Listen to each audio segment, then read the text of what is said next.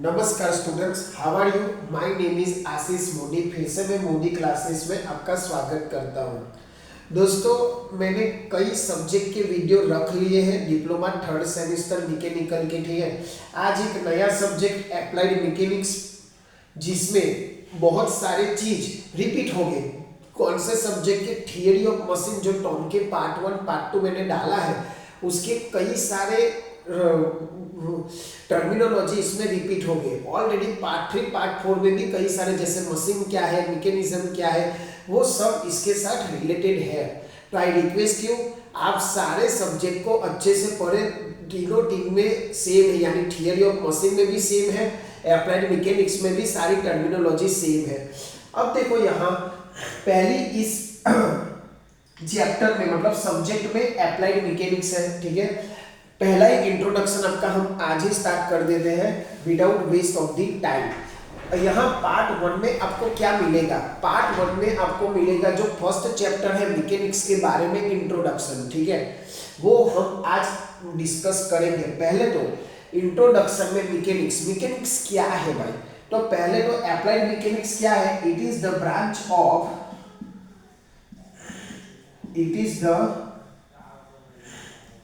Branch of science, या engineering लिखोगे तो भी चलेगा। It is the branch of, हम इंजीनियरिंग में है इसीलिए इंजीनियरिंग लिखोगे। It is the branch of engineering in which क्या करना है भाई हमें? In which deals of the study of the forces. Study of force, हमें किसकी स्टडी करना है भाई? हमें करना है स्टडी ऑफ द फोर्स। जो किस पे फोर्स लगाएंगे हम? किसी ऑब्जेक्ट पे या किसी सिस्टम पे, उसी की वजह से it is the study of force and their effect. अब फोर्स लगाओगे तो उसकी इफेक्ट भी प्रोड्यूस होगी वो ऑब्जेक्ट पे। ठीक है, force and their effect on the bodies which are raised or motion। समझ में आया भाई क्या है क्या नहीं? देखो पहले तो सिंपल सा मैकेनिज्म क्या है, मैकेनिक्स क्या है। मैकेनिज्म अलग बात है कि ये वो एक सिस्टम हुआ, मशीन हुआ। मैकेनिक्स क्या है? वो फिजिक्स की ही ब्रांच है। आप 11-12 का एक बार फिजिक्स देखोगे या किसी बंदे को पूछोगे कि मैकेनिक्स यानी क्या, तो वो फिजिक्स में ही आएगा सारा फोर्सेस। ठीक है, तो it is the branch of engineering. हम इंजीनियरिंग में है इसीलिए इंजीनियरिंग लिखेंगे। अगर आप साइंस के स्टूडेंट हैं तो आप वो भी लिख सकते हो, it is the branch of science in which deals of the study. इनके वहां क्या करना है भाई? स्टडी करना है। किसकी स्टडी करना है? फोर्सेस। और हम फोर्स ऐसा तो नहीं अकेले में लगाओगे, किसी ऑब्जेक्ट पे लगाओगे तो and their effect on the bodies पे फोर्स लगाया तो उस पे इफेक्ट प्रोड्यूस होगी। विच आर, जो बॉडीज होगा वो कैसा होगा आपका? रेस्ट और मोशन में होगा। समझ में आया? This is the basic definition of the mechanics. कुछ नहीं, उसमें जो भी फोर्स लगा रहे हैं उनका हमें एनालिसिस करना है। ठीक है, चलो दूसरी चीज, यहाँ किस किस पे फोर्स लगेंगे? अगर आपके पास कोई सिस्टम है, अगर आपके पास कोई मैकेनिक्स है तो उसमें लीवर होगा, ठीक है, बेयरिंग होगा, तो उसमें बहुत सारे प्रकार के फोर्सेस लगते हैं। तो उसी फोर्सेस का हमें क्या करना है? स्टडी करना है।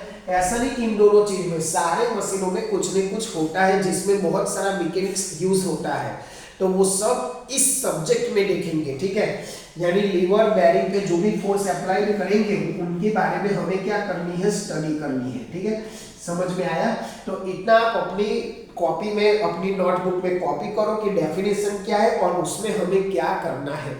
अब मैकेनिक्स के दो पार्ट है, static and dynamic. Already theory of machine part 1 में ऑलरेडी मैं ये सब करवा चुका हूँ, बट इस चैप्टर में है अप्लाइड मैकेनिक्स सब्जेक्ट अलग है और थियरी ऑफ द मशीन अलग है, इसीलिए मुझे वो कराना पड़ेगा। अब there are the basic 2 types of the mechanics, तो वो पहले लिख लो अच्छे से, उसके बाद हम चलते हैं।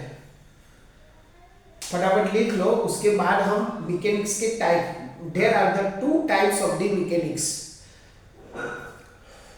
आई थिंक लिख लिया होगा। चलो अब आगे चलते हैं मैकेनिक्स के टाइप। अब देखो मैकेनिक्स कितने टाइप के हैं, तो mechanics are two types. Mechanics are two type. यहां आपका होगा स्टैटिक, जो ऑलरेडी थियरी ऑफ मशीन में आ चुका है, और यहां होगा आपका डायनेमिक। क्या होगा भाई? डायनेमिक। ठीक है, समझ में आया? क्या है भाई? एप्लाइड मैकेनिक्स में तो स्टैटिक है और उसका आपका क्या है?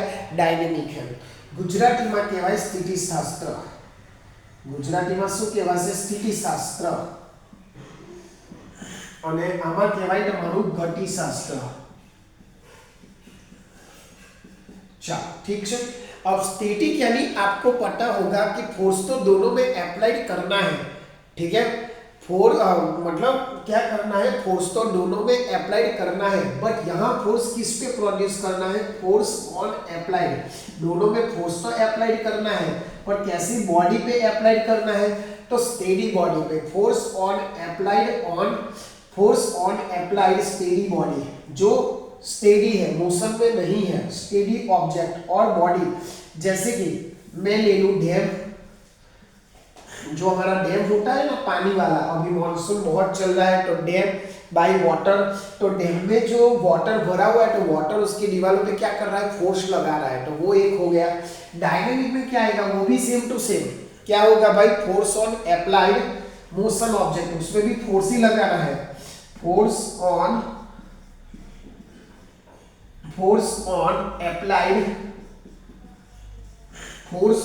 Applied motion body. कैसी बॉडी होगी? मोशन में होगी उसकी बॉडी। ठीक है, और उसके कई सारे एग्जांपल्स है कि हम study of the motion in car, study of motion in car, यानी आप कोई कार में बहुत सारे Newton first law second law उसकी हम चर्चा करेंगे इसमें, बट ये बेसिक टू टाइप है आपका, स्टैटिक एंड दूसरा कौन सा है? डायनेमिक। ठीक है, अब देखो ये तो आपका ठीक है, इसमें बहुत सारा एनालिसिस करना नहीं है, it is the very easy, but हमें किस पे ज्यादा चर्चा करनी है? डायनेमिक्स। हम डायनेमिक्स के और तो दो टाइप है जो ऑलरेडी मैंने थियरी ऑफ मशीन में करवा चुका हूँ। अब डायनेमिक्स में काइनेटिक्स एंड काइनेमेटिक्स दो पार्ट आएंगे, उसके पहले आप ये लिख लो और समझ लो कि what is the difference between static and dynamic. ठीक है, चलो आगे चलते हैं। आई थिंक आप लोगों ने लिख लिया होगा, स्क्रीनशॉट लगा लो। अब डायनेमिक के यहाँ कितने पार्ट है? 2 पार्ट है। मैं यहाँ ही लिख देता हूँ। देखो भाई, दोनों की डेफिनेशन आपने समझ लिया, स्टैटिक क्या है, डायनेमिक क्या है। तो देखो भाई, डायनेमिक में क्या है? आपका 2 पार्ट होगा। एक तो आपका काइनेटिक, क्या होगा? काइनेटिक, और दूसरा कौन सा होगा? काइनेमेटिक्स। कौन सा होगा भाई? काइनेमेटिक्स। अब इन दोनों में क्या डिफरेंस है वो आपको समझना है। काइनेटिक्स यानी force which is the produce the motion, both are study. Kinetic में क्या करना है भाई? याद रखना, काइनेटिक्स में फोर्स, जो फोर्स मोशन के लिए रिस्पॉन्सिबल है वो उसको भी स्टडी करना है, यानी फोर्स एंड मोशन दोनों को स्टडी करना है। फोर्स एंड मोशन दोनों को क्या करना है? स्टडी करना है। तो आप लिख सकते हो अगर पूरे सेंटेंस में जीटीयू में पूछे तो, कि it is the branch of engineering in which we study the forces and the motion which is the responsible for force, ऐसा भी लिख सकते हो। काइनेमेटिक्स में ओनली हमें क्या करना है? स्टडी ऑफ मोशन करना है, स्टडी ऑफ मोशन। तो ये जो 4 डेफिनेशन मैंने समझाई, स्टैटिक है, डायनेमिक है, डायनेमिक के 2 पार्ट काइनेटिक्स और काइनेमेटिक्स, ये चारों में आप डिफरेंस याद रखना, कंफ्यूजन बहुत होता है। थियरी ऑफ मशीन में ही सेम टू सेम है यही चीज। स्टडी ऑफ मोशन, यहाँ किसी भी प्रकार का फोर्स का हमें स्टडी नहीं करना है। ठीक है, समझ में आया? यहाँ एग्जाम्पल की तरह लिख लो, फ्रिक्शन है, आपका टॉर्क है, वो सब होगा। ठीक है, अब काइनेमेटिक्स में क्या होगा भाई? इसमें देखो भाई, ओनली हमें क्या करना है? स्टडी ऑफ द मोशन, यानी डिस्प्लेसमेंट होगा, वेलोसिटी होगा, एक्सेलरेशन होगा, ये सब की हम चर्चा करेंगे। समझ में आया हम चैप्टर में क्या क्या है भाई? तो ये था बेसिक ओवरव्यू आपका कि अप्लाइड मैकेनिक्स में कौन कौन सी बेसिक ब्रांच है, लिख लो फटाफट। उसके बाद इंजीनियरिंग मैकेनिक्स का क्या इंपोर्टेंस है वो हमें समझना है। चलो इतना लिख लिया, तो आगे हम बढ़ते हैं importance of applied mechanics.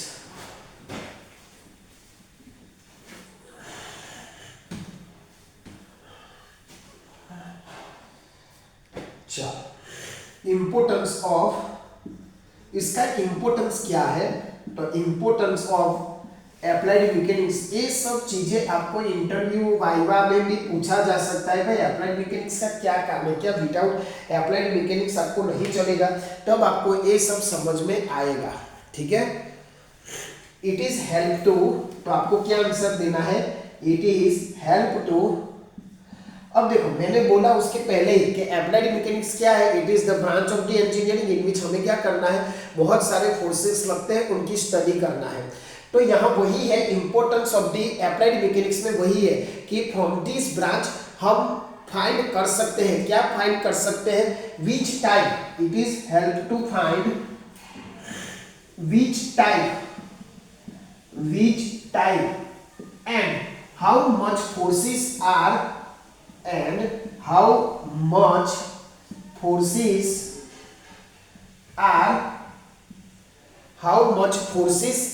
applied on body, तो वो सब आप क्या कर सकते हो भाई? फाइंड कर सकते हो। ठीक है, और कहां से प्रोड्यूस होता है तो भी फाइंड कर सकते हो आप, जिसमें क्या यूज है भाई? मेकिंग द स्ट्रक्चर, यानी आप कोई बिल्डिंग बना रहे हो तो उसका स्ट्रक्चर प्रोड्यूस करोगे, तो स्ट्रक्चर में कितना लोड आएगा, कितना फोर्स आएगा, और बेस्ट एग्जांपल आपकी लिफ्ट में कितना फोर्स प्रोड्यूस होगा, कितना एक्सेलरेशन क्या सहन कर पाएगी वो स्ट्रक्चर। Making structure. दूसरा है आपका फ्रेम। ठीक है, तो making the structure, frame, and most important bridge, के ब्रिज कितना लोड सहन कर सकेगा, तो एक्सेट्रा आएगा इसमें। ठीक है, चलो दूसरा, तो ये है importance of the applied mechanics. बीजू दूसरा, it is the base depend on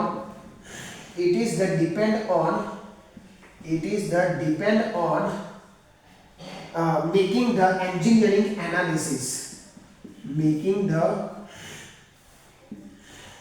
engineering analysis, मतलब आपको क्या करना है? इंजीनियरिंग के बारे में यहां से सब कुछ पता चल जाएगा। दूसरा, सेंटर ऑफ ग्रेविटी के बारे में, सेंटर ऑफ ग्रेविटी इससे फाइंड कर सकते हो कि बॉडी की सेंटर ऑफ ग्रेविटी वहां बीच में लोड होगा। अब यहाँ मेन इंपोर्टेंट क्वेश्चन क्या है भाई? डिफरेंस बिटवीन, हर बार आता है कौन सा question? Difference between kinetic and kinematics, हमने कई बार रिपीट करवाया है। Difference between kinetics and kinematics कई बार हमने क्या किया है उसके बारे में डिस्कस किया है, तो ये इंपॉर्टेंट है। ठीक है, ये नहीं पूछा जाता है, ये आपके वाइवा के लिए और आपके नॉलेज के लिए कि importance of the applied mechanics क्या है। ठीक है, तो ये हुआ बेसिक इंट्रोडक्शन की अप्लाइड मैकेनिक्स क्या है, आपको किस क्षेत्र में उसका यूज होगा, किस हेतु के लिए यूज होगा, वो सब मैंने समझा दिया है कि अप्लाइड मैकेनिक्स में कौन कौन सी ब्रांच होगी, उसमें हमें क्या करना है। अब हमने बोल तो दिया कि चलो फोर्सेस फाइंड करना है, रिजल्टेंट वो सब भी फाइंड करेंगे, बट कैसे फाइंड करेंगे उसके लिए कुछ मेथड तो होगी ना, कुछ मेथड तो होगी। तो वो मेथड जैसे आप फिजिक्स पढ़े हो तो कई सारे मेथड, कई सारे डेरिवेशन मोमेंटम के आए थे कि how to prove that the momentum is conserved, तो उसके लिए भी एक डेरिवेशन था। तो बस यहाँ ऐसा ही कुछ है कि हमने यहाँ बोल तो दिया कि भाई आपका फोर्सेस कैसा है, इक्विलिब्रियम है, फोर्स प्रोड्यूस हो रहा है, उसका एनालिसिस करना है, बट आप कैसे फाइंड करोगे? तो उसके लिए कई सारे फंडामेंटल प्रिंसिपल ऑफ मैकेनिक्स में है। क्या है title? Fundamental principle of mechanics. Without this principle you can not you can not find the produce the force on the body, यानी इस प्रिंसिपल के सिवा विदाउट हेल्प ऑफ प्रिंसिपल आप नहीं फाइंड कर सकोगे इसमें जो भी फोर्स प्रोड्यूस होगा वो, ठीक है। तो ये इतना हो गया होगा। अब नेक्स्ट में हम क्या करेंगे, जो जो फंडामेंटल प्रिंसिपल है वो मैं समझाते जाऊंगा, तो उसका लिस्ट भी और उसमें क्या क्या कहते हैं वो सब हम समझने की कोशिश करेंगे। चलो, तो टाइटल लगाओ fundamental principle of applied mechanics. Fundamental principle of applied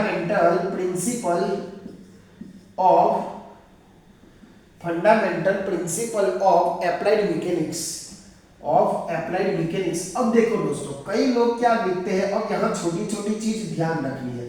कई लोग ऐसे स्पेलिंग लिख देते हैं, ये पाल है, मतलब पाल स्कूल का जो प्रिंसिपल होता है ना उसकी बात है। ये क्या हुआ, हमारा सिद्धांत, गुजराती में શું કહેવાય, सिद्धांत લખો। प्रिंसिपल मतलब कोई मैटर है, कोई प्रिंसिपल है, कोई लॉ है, कोई स्टेटमेंट है, तो उसमें ऐसे लिखा जाता है। वैसे ही सेम टू सेम प्रैक्टिकल, ठीक है। तो ए कब लगेगा, स्कूल के प्रिंसिपल होता है ना वो आचार्य, जिसको गुजराती में बोलते हैं, तो याद रखना। चलो, पहला लिस्ट बना लेते हैं। पहला है आपका parallelogram law of the forces. कौन सा है भाई, पैरेललोग्राम ऑफ फोर्सेस। इससे आपको क्या मिलेगा, रिजल्टेंट मिलेगा। क्या मिलेगा, रिजल्टेंट मिलेगा। चलो, दूसरा प्रिंसिपल ऑफ सुपरपोजिशन। प्रिंसिपल देखो फिर से आया, प्रिंसिपल ऑफ सुपरपोजिशन।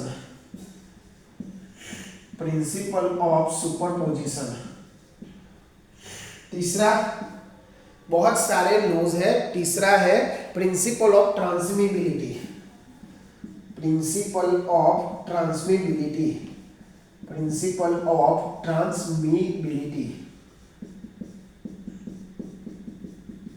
ठीक है। चौथा है आपका, जो स्केलर वेक्टर के बारे में ऑलरेडी आपको बताया गया है, ठीक है। तो चौथा है आपका न्यूटन फर्स्ट लॉ, जो सबको पता होगा। अगर नहीं पता है तो 9th स्टैंडर्ड की बुक लीजिए, उसमें से आपको मिल जाएगा न्यूटन फर्स्ट लॉ। मैंने फिजिक्स के जो प्लेलिस्ट है फिजिक्स में भी समझाया है। Newton first law of motion, जो मोशन के 3 लॉ न्यूटन ने दिए हैं वो एक बार रिवाइज कर दीजिए। दूसरा, Newton second law of motion.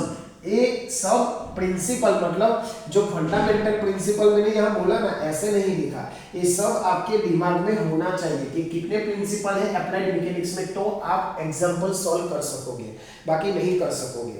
तो Newton second law of motion. दूसरा, न्यूटन के तीनों लॉ, यानी न्यूटन थर्ड लॉ,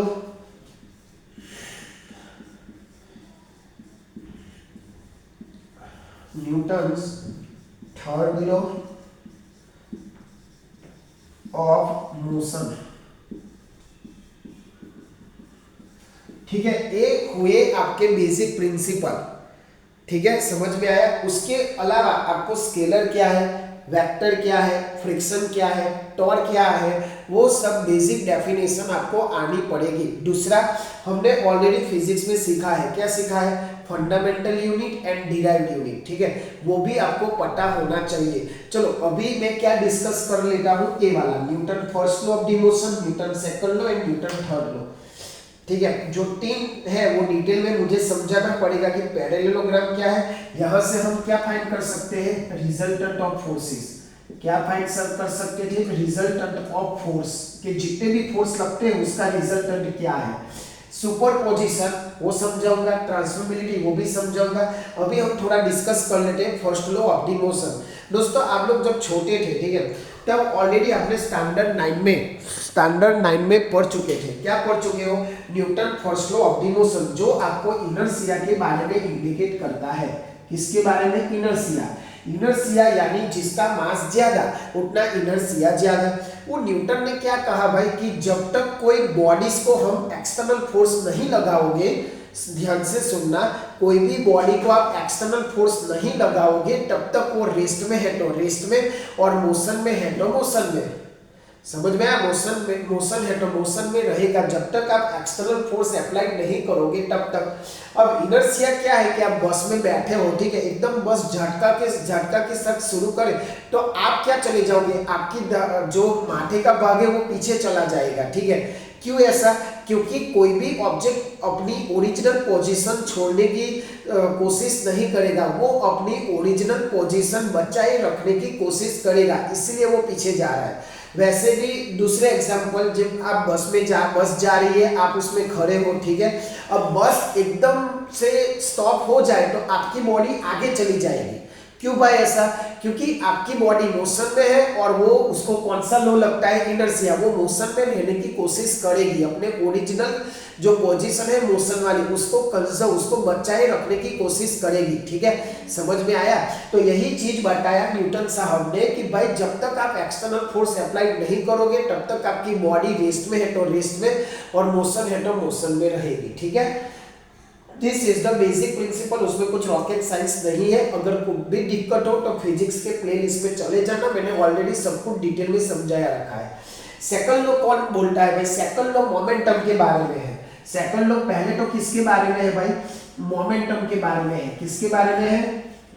मोमेंटम के बारे में। और मोमेंटम क्या होगा? P = mv, ठीक है। और उसके बाद उसका डेरिवेशन के बाद मुझे क्या मिलता है, फोर्स कैसे फाइंड करना है, तो F = m है। समझ में आया? क्या है मोमेंटम? क्या है? P = mv, और जो न्यूटन सेकंड लॉ का बेसिक इक्वेशन है F = ma।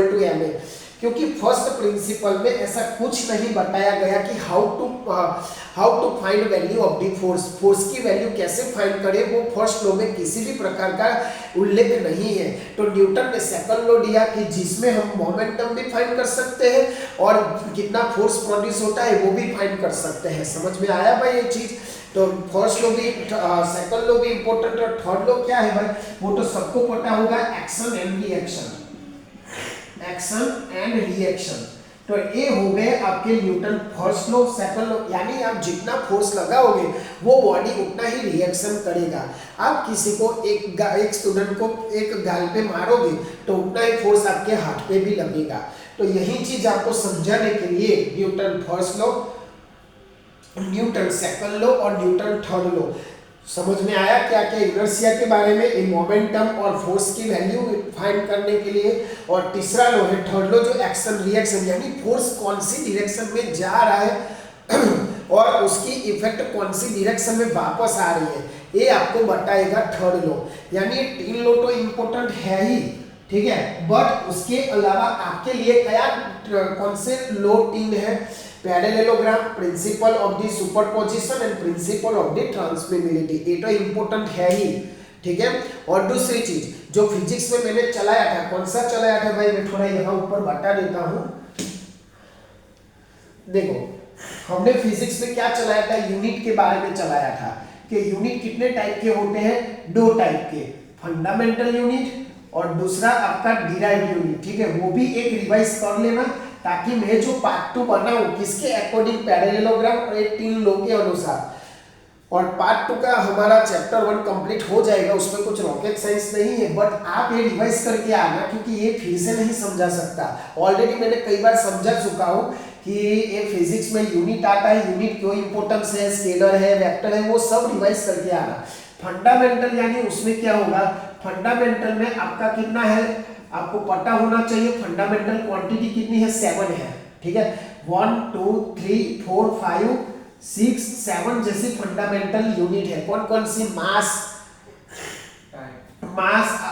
हो गया आपका, टाइम हो गया, लेंथ हो गया, टेम्परेचर हो गया, करंट हो गया यानी इलेक्ट्रिसिटी हो गया, मास कैंडेला, ऐसे आपके 7 चीजें आती है, इंटेंसिटी, ठीक है।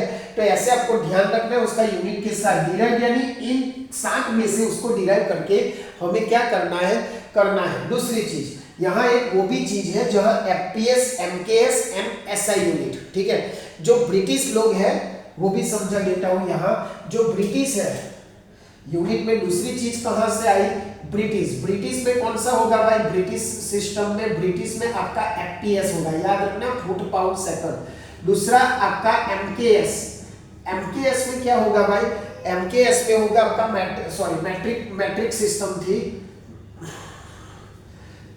कौन सी थी आपकी, मैट्रिक थी, मैट्रिक सिस्टम थी, ठीक है। और मैट्रिक में क्या होता था भाई, मैट्रिक में था आपका एमकेएस एंड सीजीएस। ये छोटी छोटी बातें आपको, क्योंकि ये बहुत कंफ्यूजन है कि सर एमकेएस कब लिखना है, सीजीएस कब लिखना है, मीटर का छोटा सेंटीमीटर, किलोग्राम का छोटा ग्राम, और सेकंड तो सेकंड ही है, वो सब आपको याद होना चाहिए। अभी ये सब डिस्कस करने जाओगे तो आपका चैप्टर खत्म हो जाएगा, ठीक है। तो ये है आपका मैट्रिक, और फाइनली आपको जो हम यूज करते हैं वो एसआई यूनिट, ठीक है। समझ में आया, यूनिट के आप कौन कौन से हमारे पहले थे, ब्रिटिश वाले एफपीएस यानी फुट पाउंड सेकंड, दूसरा था मैट्रिक, दूसरा था एमकेएस सीजीएस जो इजी है, और ये एसआई यूनिट को जो हम 7 फंडामेंटल यूनिट करते हैं वो, ठीक है। तो ये हुआ आपका बेसिक। अब इस चैप्टर में क्या बाकी है, थोड़ी और डेफिनेशन, कोप्लानर के बारे में, कॉनकरेंट और एटील लो, ठीक है। तो ये हुआ आपका पार्ट 1। तो ये आप रिवाइज कर लेना, ठीक है। यहाँ मैं लिख देता हूँ, मोल ऑफ कैंडेला, मोल का आएगा, और लुमिनस इंटेंसिटी, लुमिनस इंटेंसिटी।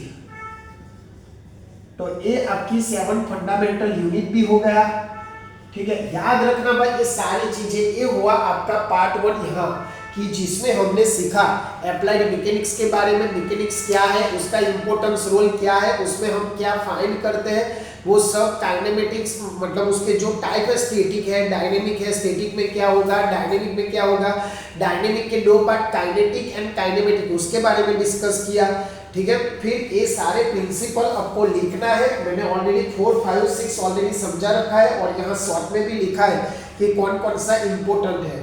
दूसरा यूनिट के बारे में आपको पता होना चाहिए, क्योंकि उसके एग्जाम्पल आएंगे तब आपको कन्वर्जेशन होना पड़ेगा, ठीक है। तो यहाँ जो यूनिट है fundamental, derive unit, derive unit fundamental से आते हैं। फंडामेंटल कितने हैं, 7 है, जिसको एसआई सिस्टम भी बोलते हैं। यहाँ यूनिट के पहले ब्रिटिश था, मैट्रिक था और एसआई था। ब्रिटिश में आपका एफपीएस, मैट्रिक में 2 एमकेएस सीजीएस, ठीक है। तो ये हुआ आपका पार्ट 1 अप्लाइड मैकेनिक्स का।